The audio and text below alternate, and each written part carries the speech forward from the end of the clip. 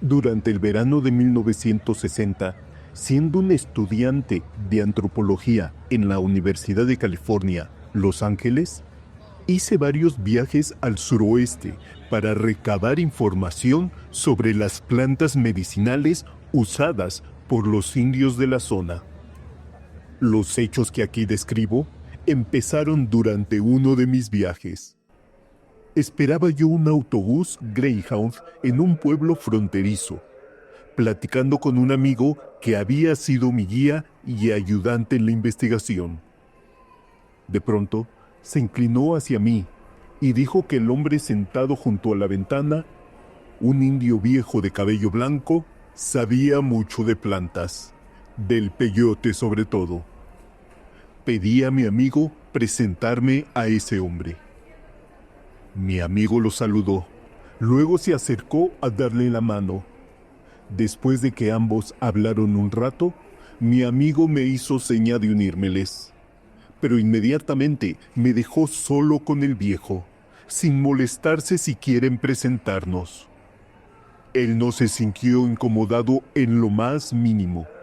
Le dije mi nombre y él respondió que se llamaba Juan y que estaba a mis órdenes. Me hablaba de usted. Nos dimos la mano por iniciativa mía y luego permanecimos un tiempo callados. No era un silencio tenso, sino una quietud natural y relajada por ambas partes. Aunque las arrugas de su rostro moreno y de su cuello revelaban su edad, me fijé que en su cuerpo era ágil y musculoso. Le dije que me interesaba obtener informes sobre las plantas medicinales, aunque de hecho mi ignorancia con respecto al peyote era casi total. Me descubrí fingiendo saber mucho, e incluso insinuando que tal vez le conviniera platicar conmigo. Mientras yo parloteaba así, él asentía despacio y me miraba, pero sin decir nada. Esquivé sus ojos y terminamos por quedar los dos en silencio absoluto. Finalmente, tras lo que pareció un tiempo muy largo, don Juan se levantó y miró por la ventana. Su autobús había llegado. Dijo adiós y salió de la terminal. Me molestaba haberle dicho tonterías y que esos ojos notables hubieran visto mi juego. Al volver, mi amigo trató de consolarme por no haber logrado algo de don Juan.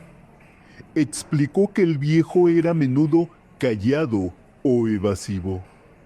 Pero el efecto inquietante de ese primer encuentro no se disipó con facilidad. Me propuse averiguar dónde vivía don Juan, y más tarde lo visité varias veces. En cada visita intenté llevarlo a hablar del peyote, pero sin éxito. No obstante, nos hicimos muy buenos amigos y mi investigación científica fue relegada, o al menos reencaminada por cauces que se hallaban mundos aparte de mi intención original. El amigo que me presentó a don Juan explicó más tarde que el viejo no era originario de Arizona, donde nos conocimos, sino un indio yaqui de Sonora.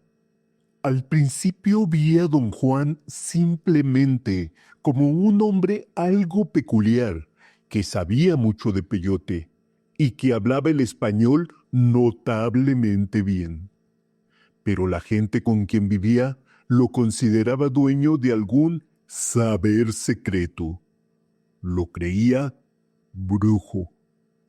Como se sabe, la palabra denota esencialmente a una persona que posee poderes extraordinarios, por lo general malignos.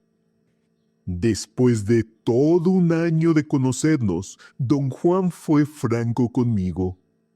Un día me explicó que poseía ciertos conocimientos recibidos de un maestro, un benefactor, como él lo llamaba, que lo había dirigido en una especie de aprendizaje. Don Juan, a su vez, me había escogido como aprendiz, pero me advirtió que yo debería comprometerme a fondo y que el proceso era largo y arduo. Al describir a su maestro, don Juan usó la palabra diablero. Más tarde supe que ese es un término usado solo por los indios de Sonora.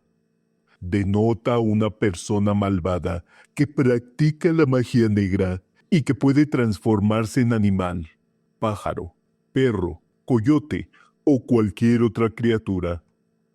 En una de mis visitas a Sonora, tuve una experiencia peculiar que ilustraba el sentir de los indios hacia los diableros. Iba yo conduciendo un auto de noche, en compañía de 2 amigos indios, cuando vi a un animal, al parecer un perro, cruzar por la carretera. Uno de mis compañeros dijo que no era un perro, sino un coyote enorme. Disminuí la velocidad y me acerqué a la cuneta para verlo bien. Permaneció unos cuantos segundos más al alcance de los faros y luego corrió a adentrarse en el chaparral. Era sin duda un coyote, pero del doble del tamaño ordinario. Hablando excitadamente, mis amigos convinieron en que era un animal muy fuera de lo común, y uno de ellos indicó que podía tratarse de un diablero. Decidí relatar aquella experiencia para interrogar a los indios de la zona sobre sus creencias en cuanto a la existencia de los diableros. Hablé con muchas personas, contando la anécdota y haciendo preguntas. Las conversaciones siguientes indican sus creencias al respecto. ¿Crees que era un coyote, Choy? Pregunté a un joven después de que oyó la historia. ¿Quién sabe? Un perro de seguro. Demasiado grande para un coyote. ¿Crees que pudo ser un diablero? Ah, esos son puros cuentos. Esas cosas no existen. ¿Por qué dices eso, Choy? La gente se imagina cosas.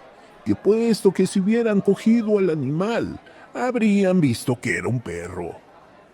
Una vez yo tenía que hacer un trabajo en otro pueblo, y me levanté antes del amanecer y ensillé un caballo. De ida, me encontré en el camino con una sombra oscura que parecía un animal enorme. Mi caballo se encabritó y me tiró de la silla. Yo también casi muero de susto, pero resultó que la sombra era una mujer que iba caminando al pueblo. O sea, Choy, ¿que no crees que existan los diableros? ¡Ah, carajo! ¡Diableros! ¿Qué es un diablero? A ver, dime qué es un diablero. No sé, Choy. Manuel iba conmigo esa noche y dijo que el coyote podría haber sido un diablero. ¿Tú no puedes decirme que es un diablero? Dice que un diablero es un brujo que cambia de forma y toma lo que quiere. Pero todo el mundo sabe que eso es puro cuento. Los viejos de aquí están llenos de historias sobre diableros. No las vas a hallar entre nosotros los más jóvenes. ¿Qué clase de animal piensa usted que fue, doña Luz? Pregunté a una mujer de edad madura. Eso Dios solo lo sabe. Pero no, creo que era un coyote. Hay cosas que parecen coyotes, pero no lo son. ¿Iba corriendo el coyote o estaba comiendo? Estuvo inmóvil casi todo el tiempo, pero creo que cuando lo vi al principio estaba comiendo algo. ¿Está usted seguro de que no llevaba nada en el hocico? A lo mejor sí, pero dígame, ¿tendría eso que ver? Sí, tendría. Si llevaba algo en el hocico, no era un coyote. ¿Qué era entonces? Era un hombre o una mujer. ¿Cómo se llaman esas personas, doña Luz? No respondió. La interrogué un rato más, pero sin éxito. Finalmente dijo no saber. Le pregunté si aquellas personas se llamaban diableros y respondió que diablero era uno de los nombres que se les daban. ¿Conoce usted algún diablero? Pregunté. Conocí a una mujer. La mataron. Eso pasó cuando yo era niña. Dice que la mujer se convertía en perra. Y cierta noche una perra entró en la casa de un blanco a robar un queso. El blanco la mató con una escopeta. Y en el mismo instante en que la perra murió, en la casa del blanco, la mujer murió en su choza. Sus parientes se juntaron y fueron al blanco a exigirle pago. El blanco les pagó buen dinero por haber matado a la mujer. Dijeron que el blanco sabía que no era perro, porque había otros hombres con él. Y todos vieron que el animal se paró en dos patas, como la gente, para alcanzar el queso, que estaba en una bandeja colgada del techo. Los hombres estaban esperando al ladrón, porque todas las noches le robaban queso al blanco. Así que el blanco mató al ladrón sabiendo que no era un perro. ¿Hay muchos diableros en estos días, doña Luz? Esas cosas son muy secretas. Dicen que ya no hay diableros, pero yo lo dudo, porque alguien de la familia del diablero tiene que aprender lo que el diablero sabe. Los diableros tienen sus propias leyes, y una de ellas es que un diablero debe de enseñar sus secretos a un pariente suyo. ¿Qué cree que era el animal, don Genaro? Pregunté a un hombre muy anciano. Un perro de algún rancho por ahí. ¿Qué otra cosa ha de ser? Podría haber sido un diablero. Un diablero. Está loco. No hay diableros. ¿Quiere usted decir que ya no hay? ¿O que nunca hubo? En un tiempo sí hubo. Es cosa sabida de todos. Pero la gente les tenía mucho miedo y los mató. ¿Quién los mató, don Genaro? Toda la gente de la tribu. El último diablero que yo conocí fue Simón. Mató a docenas, quizás hasta cientos de personas con su brujería. No podíamos tolerar eso y la gente se juntó y una noche le cayeron por sorpresa y lo quemaron vivo. ¿Cuándo fue eso, don Genaro? 1942. ¿Lo vio usted? Oh, pero la gente todavía lo comenta. Dicen que no quedaron cenizas, aunque la estaca era de madera verde. Todo lo que quedó al final fue un gran charco de grasa. Aunque don Juan tildaba de diablero a su benefactor, nunca mencionó el sitio donde había adquirido su saber ni identificó a su maestro. De hecho, don Juan revelaba muy poco de su vida personal. Solo decía que nació en el suroeste en 1891, que había pasado casi toda una vida en México, que en 1900 su familia fue exiliada por el gobierno a la parte central del país, junto con miles de otros indios sonorenses, y que él vivió en el centro y el sur de México hasta 1940. Así, como don Juan había viajado mucho, su conocimiento podría ser producto de múltiples influencias. Y aunque se consideraba indio de Sonora, yo no podía tener la certeza para catalogar totalmente su saber en la cultura de los indios sonorenses. Pero no es mi intención determinar aquí su medio cultural preciso. En junio de 1961, inicié mi aprendizaje con don Juan. Anteriormente lo había visto en diversas ocasiones, pero siempre en calidad de observador antropológico. Durante esas primeras conversaciones, yo tomaba notas en forma encubierta. Luego, confiando en mi memoria, reconstruía toda la conversación. Pero cuando empecé a participar como aprendiz, tal método de tomar notas se dificultó mucho, pues nuestras conversaciones se referían a muchos temas diferentes. Entonces don Juan me permitió, aunque tras de vigorosa protesta, anotar abiertamente cuanto se dijera. También me habría gustado tomar fotos y hacer grabaciones, pero no quiso permitírmelo. Serví como aprendiz primero en Arizona y después en Sonora, porque don Juan se mudó a México durante el curso de mi preparación. El procedimiento que seguí fue de verlo durante unos cuantos días cada determinado tiempo. Mis visitas se hicieron más frecuentes y más largas durante los meses de verano de 1961, 1962, 1963 y 1964. En retrospectiva, pienso que este método de conducir el aprendizaje impidió que la enseñanza fuera completa, porque retrasó la venida del compromiso pleno indispensable para convertirme en brujo.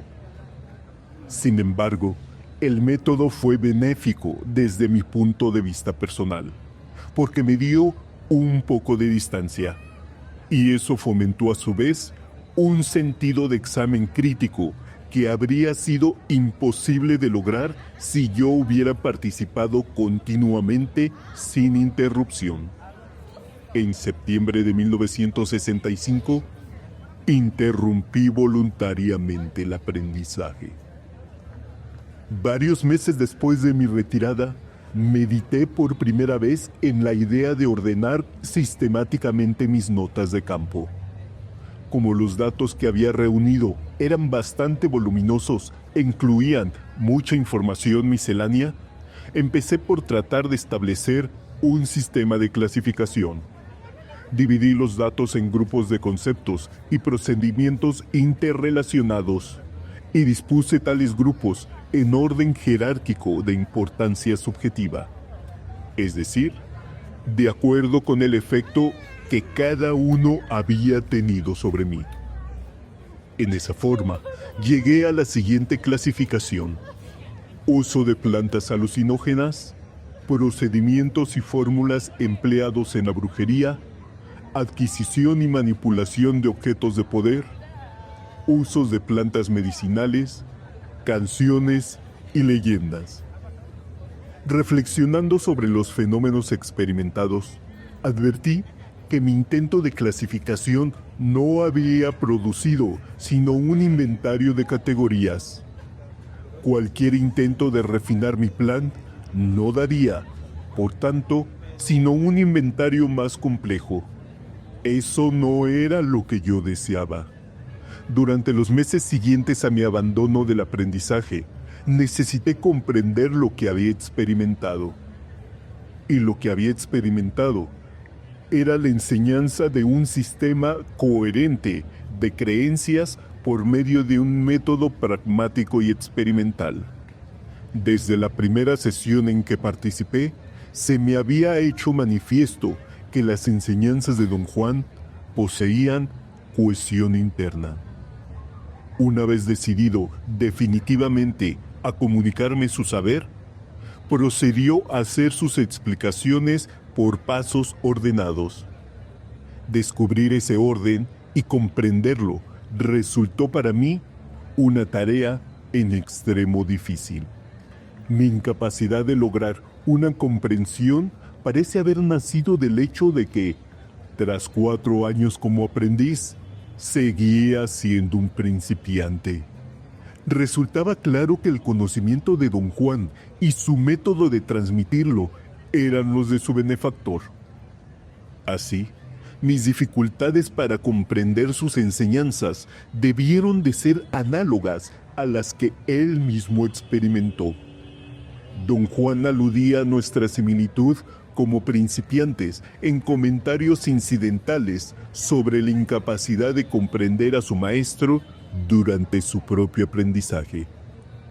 Tales observaciones me llevaron a creer que para cualquier principiante, indio o no, el conocimiento de la brujería se hacía incomprensible por las características extranjeras de los fenómenos que el aprendiz experimentaba. Personalmente, como occidental, dichas características me resultaron tan ajenas que me fue prácticamente imposible explicarlas según mi propia vida cotidiana. Y me vi forzado a concluir que sería inútil cualquier intento de clasificar mis datos de campo en mis propios términos. Así se hizo obvio que el saber de don Juan debía ser examinado como él mismo lo comprendía. Solo en estos términos podría manifestarse en forma convincente. Sin embargo, al tratar de reconciliar mis puntos de vista con los de don Juan, advertí que, cuando trataba de explicarme su saber, usaba siempre conceptos que lo hicieran inteligible. Como esos conceptos eran ajenos a mí, tratar de comprender los conocimientos de don Juan como él los comprendía, me colocaba en otra posición insostenible. Por lo tanto, mi primera tarea era determinar el orden de conceptualización empleado por don Juan. Trabajando en ese sentido, vi que él mismo había hecho hincapié particular en cierto terreno de sus enseñanzas, específicamente los usos de plantas alucinógenas. Sobre la base de este descubrimiento, revisé mi propio esquema de categorías. Don Juan usó, por separado y en distintas ocasiones, 3 plantas alucinógenas: peyote, Lopopora williamsi, toloache, Datura inoxia, y un hongo, posiblemente Cicolibe mexicana. Desde antes de su contacto con europeos, los indios americanos conocían propiedades alucinógenas de estas 3 plantas. A causa de sus propiedades, han sido muy usadas por placer, para curar, en la brujería y para alcanzar un estado de éxtasis. En el contexto específico de sus enseñanzas, don Juan relacionaba el uso de la Datura inoxia y la Cicolibe mexicana con la adquisición de poder, un poder que él llamaba un aliado. Relacionaba el uso de la Lopopora williamsi con la adquisición de sabiduría o conocimiento de la buena manera de vivir. La importancia de las plantas consistía, para don Juan, en su capacidad de producir etapas de percepción peculiar en un ser humano. Así, me guió a experimentar una serie de tales etapas con el propósito de exponer y validar su conocimiento.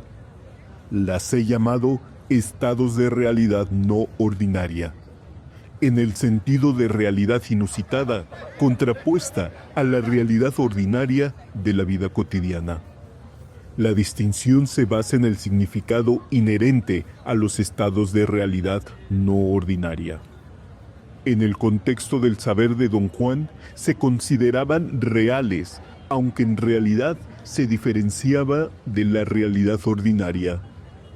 Don Juan consideraba los estados de realidad no ordinaria como única forma de aprendizaje pragmático y único medio de adquirir poder. Daba la impresión de que otras partes de sus enseñanzas eran incidentales a la adquisición de poder. Este punto de vista permeaba la actitud de don Juan hacia todo lo que no estaba conectado directamente con los estados de realidad no ordinaria. A través de mis notas de campo hay referencias dispersas al sentir de don Juan. Por ejemplo, en una conversación insinuó que algunos objetos poseen en sí mismos cierta cantidad de poder, aunque él, en lo particular, no tenía ningún respeto por los objetos de poder. Decía que los brujos menores a menudo se valían de ellos. Le pregunté frecuentemente sobre esos objetos, pero pareció no tener interés en discutirlos. Sin embargo, cuando el tema trajo a colación en otra oportunidad, consistió con renuencia en hablar de ellos.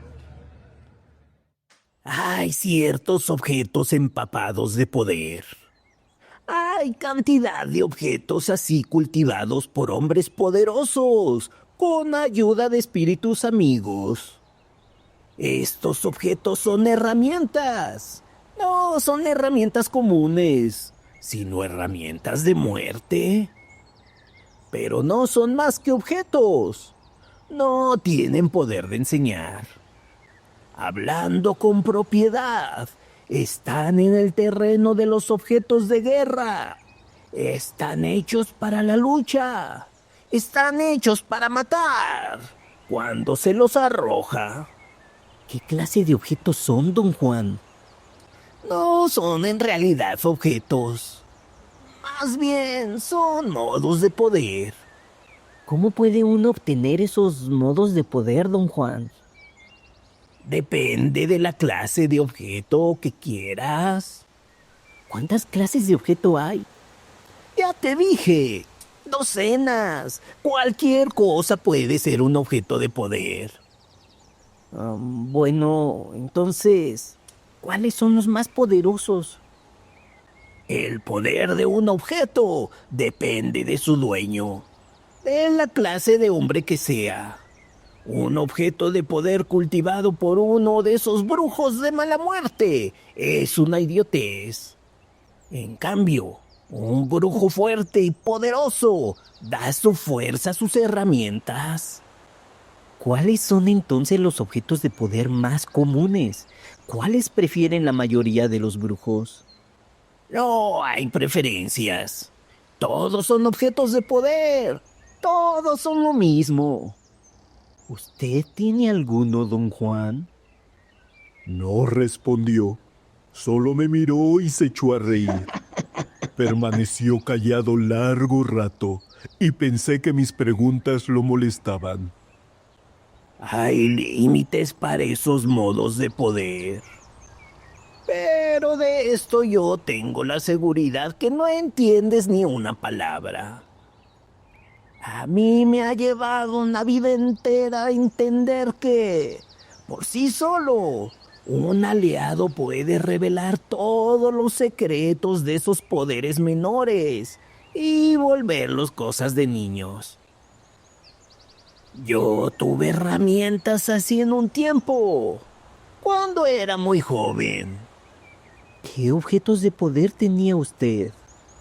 Maíz pinto, cristales y plumas. ¿Qué es el maíz pinto, don Juan? Un grano de maíz que tiene una raya de color rojo a la mitad. ¿Es un solo grano? No, un brujo tiene 48. ¿Qué hacen esos granos de maíz, don Juan? Cada uno puede matar a un hombre entrando en su cuerpo. ¿Y cómo entra en su cuerpo? Es un objeto de poder, y su poder consiste, entre otras cosas, en entrar en el cuerpo. ¿Y qué hace cuando entra? Se hunde, se acomoda en el pecho o en los intestinos. El hombre enferma y A menos que el brujo que lo atienda sea más fuerte que el que hizo la brujería. Muere 3 meses después del momento en que el grano de maíz le entró en el cuerpo. ¿Hay alguna manera de curarlo? El único modo es sacándole el maicito. Pero muy pocos brujos se atreven a hacerlo. Puede que un brujo logre chuparlo, pero si no es lo bastante fuerte para rechazarlo, el maíz se le mete en el propio cuerpo y lo mata en el lugar del otro. Pero, ¿cómo logra un grano de maíz entrar en el cuerpo de alguien? Para explicar eso, debo hablarte de la brujería del maíz pinto, que es una de las brujerías más poderosas que conozco. La brujería se hace con 2 maicitos. A uno se lo esconde en un botón fresco de una flor amarilla. Luego, a la flor se la deja en algún lugar donde pueda quedar en contacto con la víctima. En el camino por donde él pase a diario, o en cualquier parte donde acostumbre a llegar.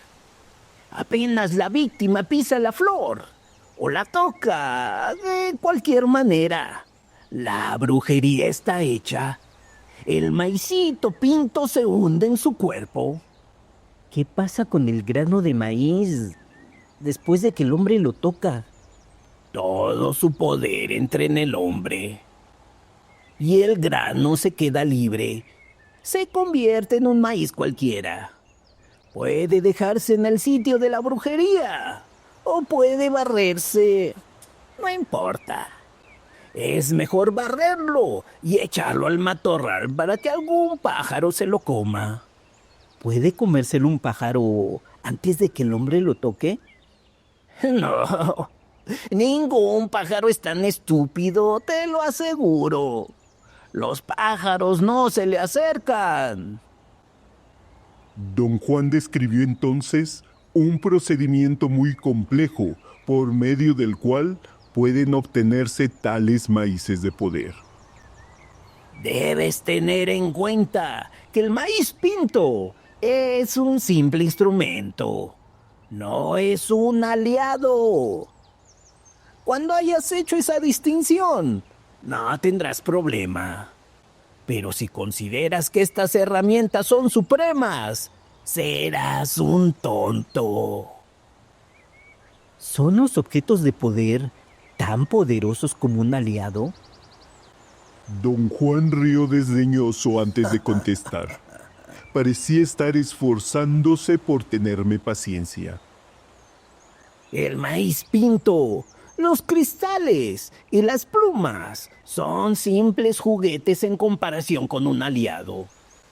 Un hombre necesita objetos de poder solo cuando no tiene un aliado. Buscarlos es perder el tiempo, sobre todo para ti. Tú deberías tratar de ganarte un aliado. Cuando lo logres, comprenderás lo que te estoy diciendo ahora. Los objetos de poder son como juegos de niños. No me entienda mal, don Juan. Por supuesto que quiero tener un aliado, pero también quiero saber todo lo que pueda acerca de los objetos de poder. Usted mismo me ha dicho que saber es poder. No, el poder depende de la clase de saber que se tenga. ¿De qué sirve saber cosas que no valen la pena? En el sistema de creencias de Don Juan, la adquisición de un aliado significaba exclusivamente la explotación de los estados de realidad no ordinaria que produjo en mí usando plantas alucinógenas. Creía que enfocando dichos estados y omitiendo otros aspectos del saber que él impartía, yo llegaría a una visión coherente de los fenómenos experimentados. Por tanto, he dividido este libro en 2 partes. En la primera, presento selecciones de mis notas de campo, relativas a los estados de realidad no ordinaria que atravesé durante el aprendizaje. Como he ordenado mis notas de acuerdo con la continuidad del relato, no siempre tienen una secuencia cronológica exacta. Nunca describí por escrito un estado de realidad no ordinaria hasta varios días después de haberlo experimentado, cuando ya podría tratarlo con calma y objetividad. En cambio, mis conversaciones con don Juan fueron anotadas conforme ocurrían, inmediatamente después de cada estado de realidad no ordinaria. Por ello, mis informes de estas conversaciones tienen a veces fecha anterior a la descripción completa de una experiencia. Mis notas de campo revelan la versión subjetiva de lo que yo percibía al atravesar la experiencia. Esa versión se presenta aquí, tal como la narraba a don Juan, quien exigía una reminiscencia completa y fiel de cada detalle, y un recuento en pleno de cada experiencia. Al anotar dichas experiencias, añadí detalles incidentales, en un intento por recuperar el ámbito total de cada estado de realidad no ordinaria. Quería describir en la forma más completa posible el efecto emotivo que había experimentado. Mis notas de campo manifestaban asimismo el contenido del sistema de creencias de don Juan. He condensado largas páginas de preguntas y respuestas entre don Juan y yo, con el fin de no reproducir la repetitividad propia de toda conversación. Pero como también quiero reflejar con exactitud el tono general de nuestras conversaciones, he quitado únicamente el diálogo que no aportó nada a mi comprensión de los conocimientos que don Juan me impartía. La información que él me daba era siempre esporádica, y por cada arranque de parte suya había horas de sondeo por la mía. Sin embargo, en muchas ocasiones expuso libremente sus conocimientos. En la segunda parte de este libro, presento un análisis estructural sacado exclusivamente de los datos ofrecidos en la primera parte. A través de mi análisis intento cimentar los siguientes argumentos. 1. Don Juan presentaba sus enseñanzas como un sistema de pensamiento lógico. 2. El sistema solo tenía sentido examinado a la luz de sus propias unidades estructurales. Y 3. El sistema estaba planeado para guiar al aprendiz a un nivel de conceptualización que explicaba el orden de los fenómenos que había experimentado el mismo aprendiz.